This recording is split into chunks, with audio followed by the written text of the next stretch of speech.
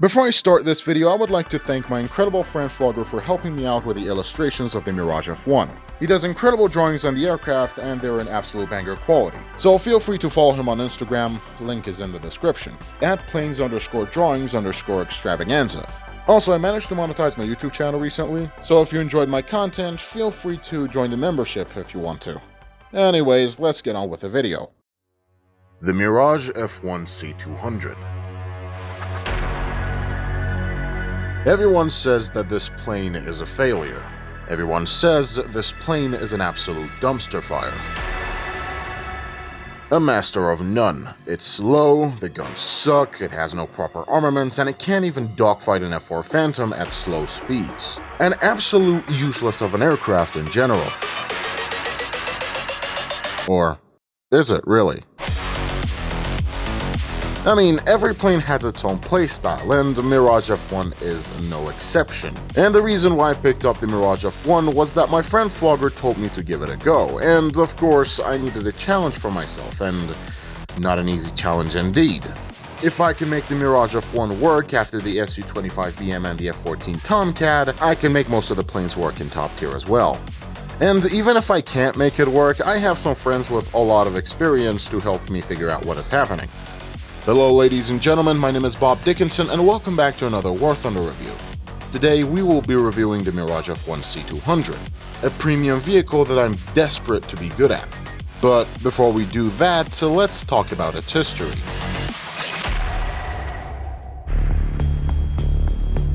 In the early 1960s, Dassault Aviation was conducting intense design studies on the basis of the Mirage, resulting in a number of different variations of the aircraft emerging. Among them, a smaller swept-wing design of the Mirage outfitted with the latest and more powerful Snicma Atar 9K50 turbojet engine garnered the interest of Dassault engineers as a possible future replacement for the existing Mirage 3 and Mirage 5 fighters. Confident in the design, Dassault began conducting further design work under the official name Mirage F1 as a part of a private venture. In late 1966, the first prototype conducted its maiden flight and the initial test results proved to be rather positive, and the rest is history.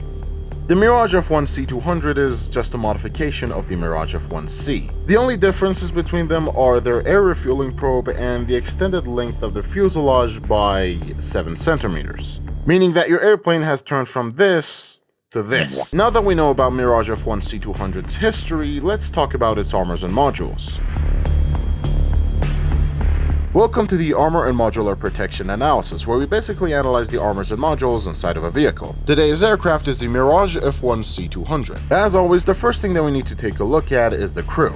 The Mirage F1 only has one pilot, and the pilot has CCIP on all of its weapons, including cannons, rockets, bombs, CCRP included. It has an RWR and of course 252 countermeasures. It has several self-sealing fuel tanks with these fuel presets. The Mirage F1 has an incredible amount of fuel, and the fuel consumption is very nice, to the point that you can literally use afterburner almost all the time.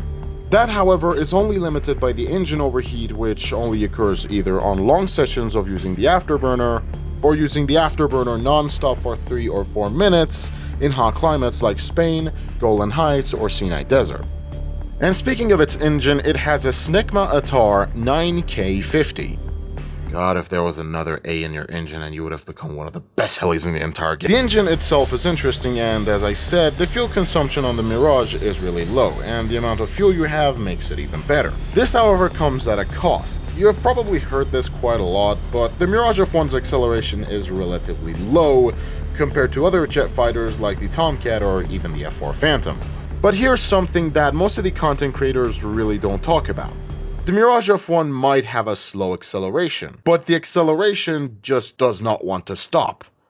You have to stop it. If you surpass the speed of 1,457 kilometers, or somewhere around that speed, you will destroy your airframe, so you have to manage your throttle and your air brakes while doing that. The reduced speed alarm starts around 1,360 to 1,370 kilometers per hour. Unless you rudder kick the aircraft, you are not going to rip your wings, and the only way you can rip it is to surpass the speed of 1,457, or rudder kick the aircraft too hard.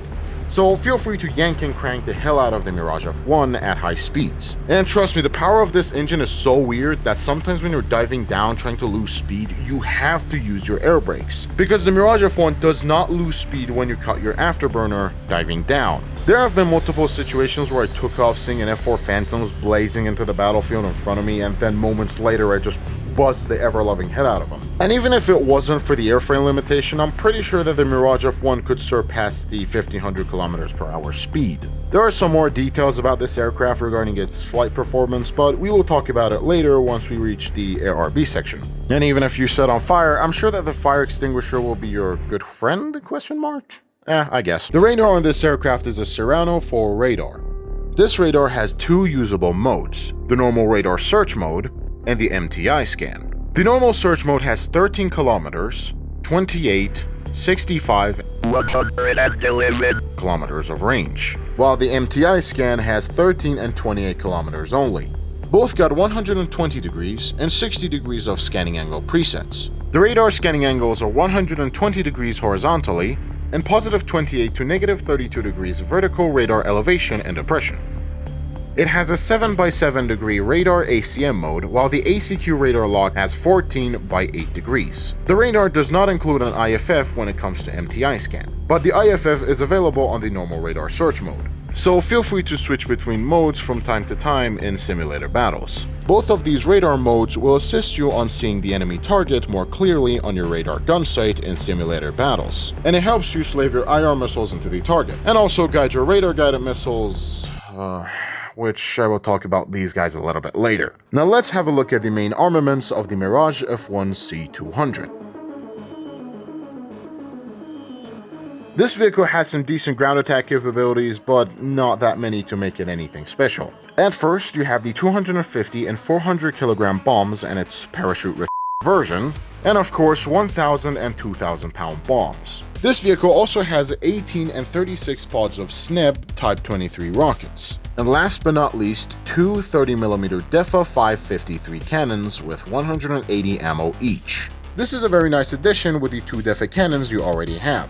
The nose-mounted cannons are the same as the cannon pods, with the difference being its ammo count. The DEFA is a cannon with a slow velocity. If you figure out how to aim these cannons, you will have an absolute fun time. If is the very important part. Because every time you hit someone with them, you will slap them hard almost all the time.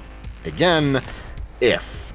Now let's start with the air-to-air missiles, with the first one being the Matra 530 radar guided miss. Just don't bother with it, throw it in the trash, throw it in the trash, throw it in the trash.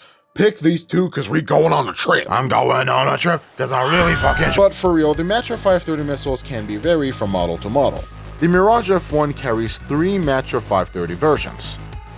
The first one is the most common and by far the most useless of them all, the Matra 530. This missile pulls 15G and the radar is pulse guided, meaning that even if your radar is locked properly on the target, even with the MTI mode, they still get chaffed fairly easily, so don't rely on it. This one is the IR version of the Matra 530, which is the Matra 530E model. This one, interestingly enough, allows the missile to guide itself for 100 seconds, so I guess it has a much longer range. Now, I have to say, if you really want to make these missiles work, they will be interesting and you can work around with it. However, I personally don't think that this one is worth your time.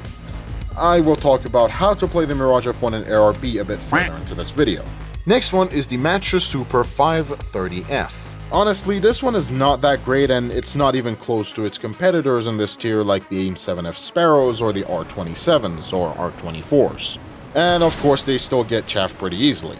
When I was playing with this air-to-air missile, it really felt like this thing behaved like an AIM-54 Phoenix. But hey, maybe it was I just having flashbacks and the good times I had with my Tomcat. I don't know. Be still, my beating heart. Anyways, let's talk about the air-to-air heat-seeker missiles that the Mirage can carry on its wingtips, with the first one being the Matra 550 Magic 1 air-to-air missiles. This missile is your standard top-tier air-to-air missile with one major weakness. It is rear aspect only. This issue is fixed on the improved version of the Magic 1, and some differences that probably 5 French mains will care about in this premium plane. has 0.005 milligram lift thrust with tail fins being made out the castle. Introducing the Magic 2 air-to-air missile. A somewhat nice air-to-air missile with 5 extra GPO than your usual top-tier missile and standard flare resistance. The only issue this missile might have is that the missile's fuse is activated a little bit late, as missiles like the R-60s or AIM-9Ls usually activate a bit short after they're off the rail, so be careful about that. Usually when you do a head-on with the Magic 2s, please don't do it under the 2 kilometers of range. This one will be one of your primary weapons in realistic battles. Now let's talk about the flight model and the realistic battles. When it comes to flight model, this is absolutely dog shit. You see, here's the thing regarding this plane's flight performance. It is as unusual as you can expect. Unlike other aircrafts, this thing hates turn fighting at very slow speeds. Sure, it does more than 30 degrees of AOA, but this thing in Warthunder is made for high-speed performance. Depending on how much fuel or what armaments you carry, your flight performance might slightly differ. But when you start to turn in high speeds, you will do more than 13 to 12 G-pulls. And even in sim controls, you can push it to its absolute limit. You can go up to 14 Gs and instantly slam up to -6 Gs. Despite the elevator response being a bit late when it comes to mouse aim. The elevators respond a bit late. It does high G and high speeds, but low G at low speeds. The acceleration is slow, but it does not stop. The roll rate is really nice, but it can be much better when you use the rudder. So remember to rudder kick and confuse the hell out of the enemies. The air brakes are also pretty decent as well. Your guns are pretty low velocity, so aim further than usual. Your radar missiles are not that great, but your IR missiles are good enough. Avoid head-on IR missile launches and always lay low as much as possible. Trust me, your Mirage F1 will thank you. Generally, you have 3 ways of playing the Mirage F1C-200 in ARB. The first one is to bomb bases. The second one is to use all of your missiles, and the third way is to carry 2 gun pods and 2 Magic 2 missiles. I personally went for the third one because the gunfighting and IR missile gameplays are quite fun if you get the grips of it. Again, if is an important part of your experience. Because as a player who sucks with guns, this thing almost made me quit making videos on aircrafts in general, and made me go back to helicopters. And it made me so fucking depressed to the point that I didn't even want to make YouTube videos anymore. Because if I can't make the Mirage work, then why am I even going to play the air realistic and rest of the aircrafts? Because if I can't make the Mirage F1 work, then what's the goddamn point? I almost gave up on myself until my friends Ice Dog and Flogger came out and helped me out regarding this problem. as long as you... Shell velocity doesn't matter as long as you know how to aim. It's just dead simple.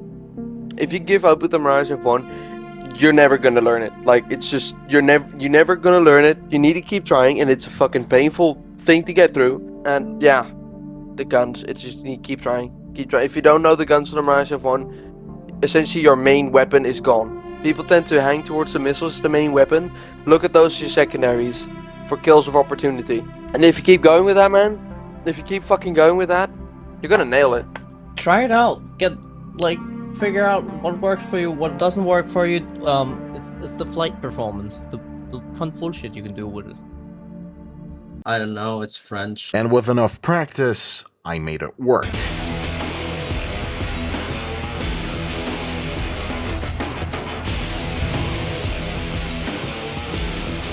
The Mirage F1's hidden gems are their guns and Magic 2s. If you can make these 2 things work, you will get along with the aircraft pretty well. Now, is this vehicle worth your purchase? To be honest, it depends on you. The Mirage F1 is not a vehicle for everyone, and if you're an experienced player and know how to play top-tier jets, especially with the French guns, the Mirage F1 is actually a good challenge for you. But if you're a new player or just got a new single top-tier vehicle, like me, the Mirage F1C-200 will shred you and demotivate you completely. Because, you know, $70 is not really a low price. There are better options for the players, such as the F4S Phantom or the MiG-23 ML, etc., that might be far more comfortable for you. Again, it depends on the player. The Mirage F1 is a plane that is really incredible to me.